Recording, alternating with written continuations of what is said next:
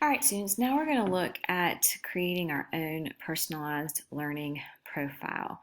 And to do this, I've got some instructions here up at the top. You're going to make a copy of this document. You'll put it in your own Google Drive. You'll delete what's in the boxes, which are here as an example, and you will fill the boxes with your own information. So to make a copy of a Google Doc, you can go to File and Make a Copy. I typically take the copy of off, and I'll put like my name on there. Another way to do this is to Command A, highlight everything, and then Command C, make a copy, open a new document, and paste the words in the new document. So there's multiple ways to do it. Once I have my copy of this document, I'm going to put my name up at the top. Maybe I put the date. Oh, bless, having a little trouble here. All right. Now, here the instructions are up at the top. Guided by the 3 principles of UDL, which are multiple means of representation, multiple means of engagement, and multiple means of action and expression, the personal learning profile is created by learners. So your students are in charge of making their own profile. And you may give them a little guidance. Their parents may give them a little guidance. It's going to depend on the age of your students and how familiar they are with themselves as learners. All right, so our first piece here is access. How do you access the information? And I put in parentheses here just to remind you, this is multiple means of representation. And we're going to look at strength and challenge statements here. How do you first process information? Okay. It's how you as a learner learn best. So I'm going to delete the strengths and challenges that I have in these boxes. They are just here for an example. So your example here is I'm really good at explaining graphs. I'm an excellent reader. I know lots of words. So I'm going to delete that. I am a really fabulous reader. I love to read. I can absorb information through reading. So I'm definitely going to stick with that. And then maybe I get, a little stuck. I am going to look at, and I can post a copy of this. This is the Universal Design for Learning Guidelines. I'm going to look here at other pieces of representation just to kind of, what am I good at? Kind of get a sense of that. So vocabulary, I do have a decent vocabulary. I do like to see things illustrated through multiple media. I do really well with that. Some areas in which I struggle are maximizing transfer and generalization. So I might be able to learn something in a class, but then have difficulty seeing where that information applies to other areas. So I'm going to go back to my chart here. So again, maybe I say something like, I do well when I have multiple media to supply background knowledge. And that means that, if I have a video and a picture and I'm reading something, I really get an understanding for what that concept is. Now, challenges. As I've gotten older, I do have difficulties with hearing. Maybe I don't remember things, and honestly, that could apply to me as well. I have difficulty reading information online. So if you know that you have difficulty reading information online, maybe you print items out. And I had a student last week who printed out an assignment, filled it out by hand, with a pen, and then took a photograph and uploaded it. If you know that that's how you do best, then you do you, right? I will print articles off all the time, take notes in the margins, and then type my notes up just because I do better when I'm reading something on paper, excuse me, versus reading online. So I think that I might actually keep all 3 of those there. I'm going to rephrase that I don't remember what is being said. I may say something like, I need to take notes to remember what is said.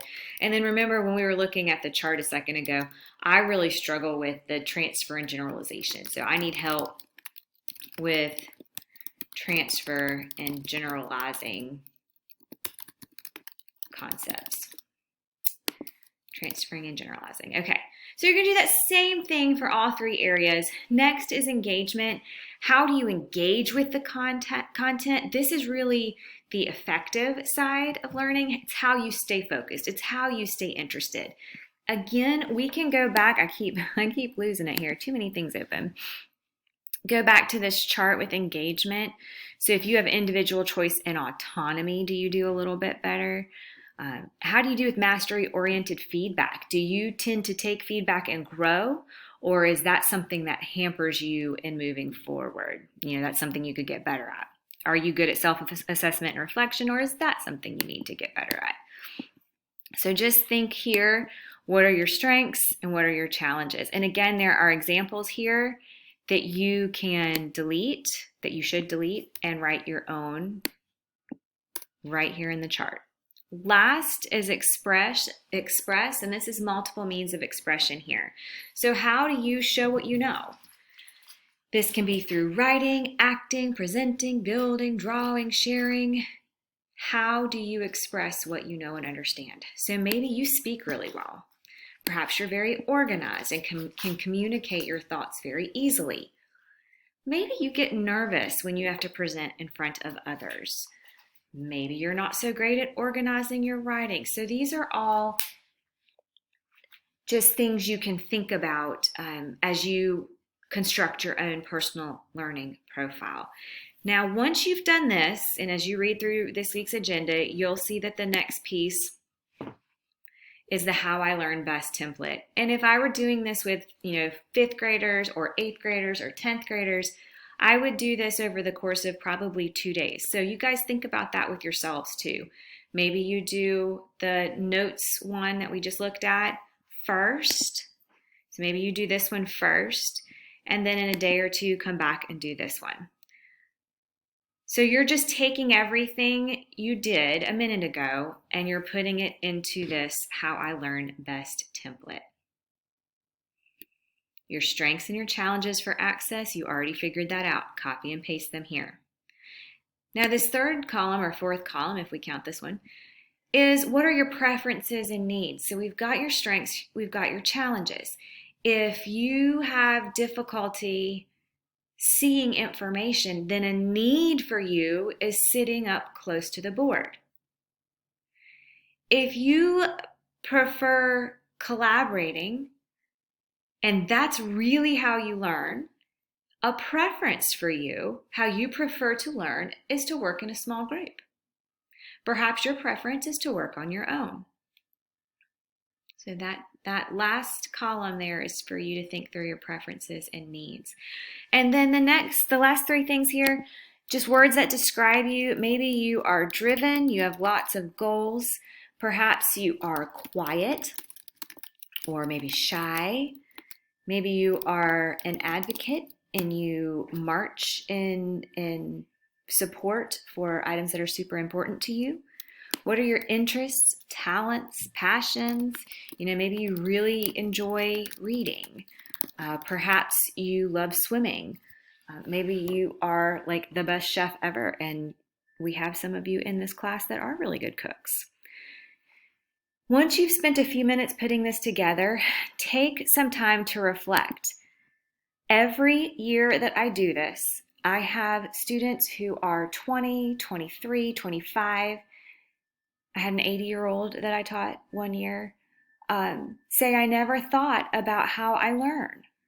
I'm in school to be a teacher, and yet I never really took the time to sit and think, oh, you know what? I don't really care for working in group, or I don't really care for writing a paper. I really learn best when I can construct a piece with images and narration and text. I like more multimodal projects. So sit and think about after putting all of this information in one place, what do you realize about yourself as a learner? And this doesn't have to be lengthy, a couple sentences. All right, any questions, let me know. Once you finish this How I Learn Best template, you are going to put a link in a chart, and the directions are in your agenda.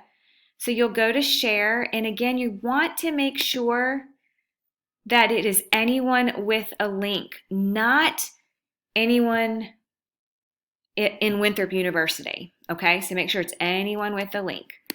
Get that link, and then you can put it in the chart that is pasted in our agenda. Thanks, guys.